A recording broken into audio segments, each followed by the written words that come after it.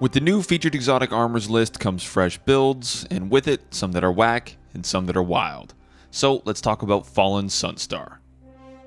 Arc Warlock is definitely my least played of the subclasses, as while I think it has a lot of really cool abilities, I often found it a bit awkward for my playstyle due to its low survivability options.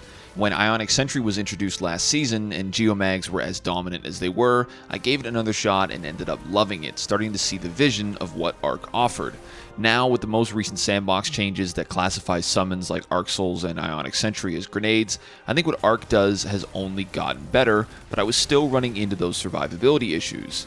That is, until I tried Fallen Sunstar. Similar to the effect that Ballador's has on stasis, Sunstar juices up your ability regen to such a massive degree that you'll always have a healing rift on hand, which for the most part solves that problem.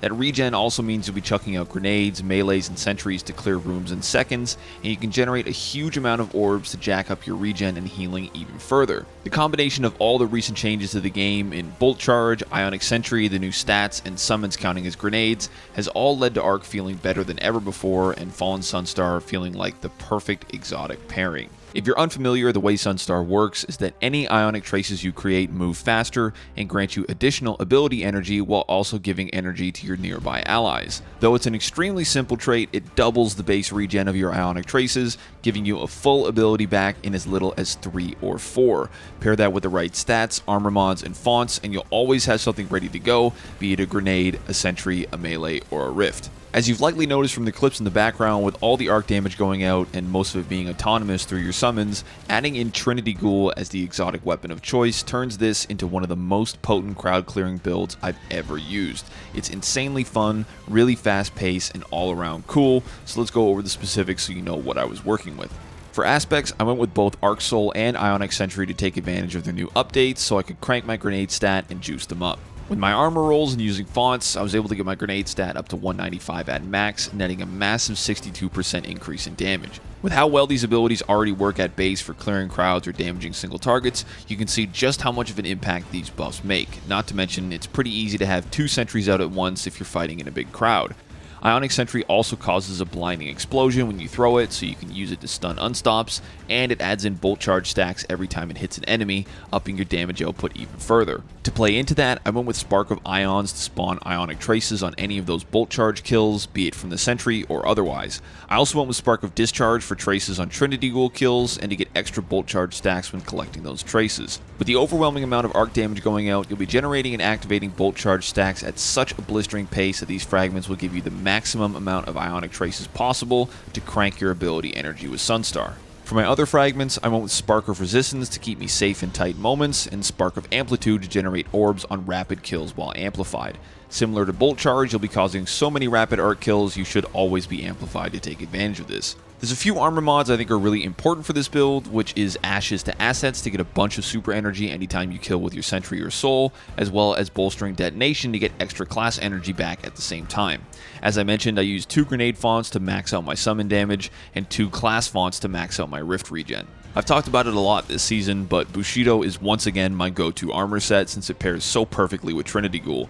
The lightning strikes from Trinity Ghoul activate both the healing and the damage resistance, which is incredible for those moments when you got your soul out and your sentry down, and you're loosing arrows to clean house. It'll also keep your health up if you're taking a lot of fire while you're in your rift, and the damage resistance keeps you a bit safer if you need to move outside of your rift for any reason. Finally, for the artifact mod, Shield Crush is the absolute MVP since you get increased grenade damage when you're amplified, which, as I mentioned, will be 24/7 on this build.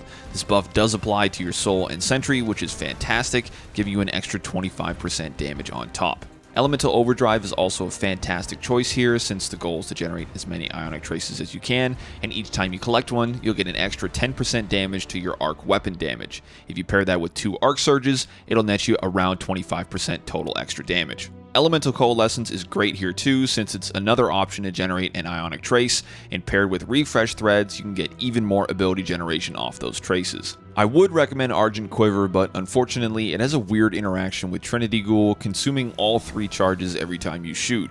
I'm guessing this is due to Trinity Ghoul technically shooting 3 arrows, but the damage boost also works really weird with it, since as you can see here, if you shoot from a bit of a distance, the buff seems to think it's gone before the arrows land, and you don't get the increased increased damage. It'll also consume a full armor charge every time you reload, so I just don't think it's worth using, although this build does generate enough orbs that you could probably make it work if you wanted to. In the end, I felt it was better to be able to reliably maintain my armor charges so I could focus on using my grenade fonts so I could increase my summon damage. As I mentioned, I just went with Arc Surges and Elemental Overdrive to get some extra weapon damage. While there's no Arc-specific mods in the artifact this season, I think all these choices come together to excellently complement this build, netting you extra traces to up your ability regen, as well as extra damage for both your weapons and summons. The game plan with this build is to generate as many traces as possible, focusing on regenerating your Rift to use as your main source of healing. Start off the fight by dropping your first Rift to activate your Arc Soul, and after scoring some rapid kills, you'll generate traces, orbs, and amplify yourself to increase the damage of your summons.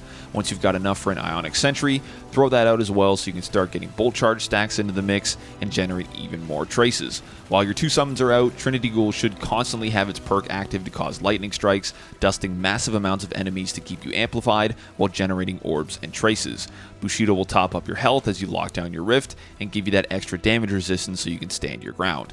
Once your Rift is low, you can reposition to drop another one, call your next Arc Soul to set up shop again, and eviscerate entire crowds of enemies with a sea of abilities, damage boosts, and lightning strikes. This build is extremely fun from a gameplay perspective as you maintain and summon all of your abilities, but I think it's also really fun from a fantasy perspective. Warlocks to me are all about that sense of slinging spells and summoning abilities to either bolster you and your allies or to defeat your enemies, and I think this build perfectly encapsulates that sensation, feeling like you're this weather-bending god destroying your enemies in the eye of a devastating storm. I often find myself these days really liking builds that combine a lot of different gameplay elements and are maybe a bit more complex to put together, like this one. The list of options at this point can be so overwhelming with orbs, fonts, elemental pickups, buffs, debuffs, stats, armor sets, weapons, and artifact mods, but when you can find that balance between everything, you're often well rewarded for the effort. This is one of those builds, and one I'll certainly be coming back to a lot in the future. It's an absolute blast to use, and in my opinion, it's the perfect representation of what Arc Warlock was always meant to be. I also think it's another fantastic display of how impactful the Edge of Fate stat and sandbox changes have been. For the entire expansion, I've felt like my build crafting has been leveled up so drastically by things like the reworking of stats and the addition of armor sets that I've hands down had some of the most fun I've had in all my time playing Destiny, experimenting with these builds and this sandbox. Fallen Sunstar and this build are a shining example of what makes this game fun to me and why I enjoy build crafting as much as I do. It's powerful, it's flashy, it's complex and varied, it takes advantage of the new sandbox, and again, it's just so much fun.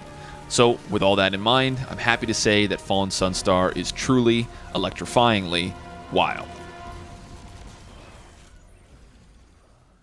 Thank you so much for watching. I hope you enjoyed the video. There's a dim link down below if you want to give this exact build a try, or if you want to use it as a base for your own spin on it. Subscribe to the channel to keep an eye out for more videos soon, and let me know in the comments what you think of Arc Warlocks and Fallen Sunstar.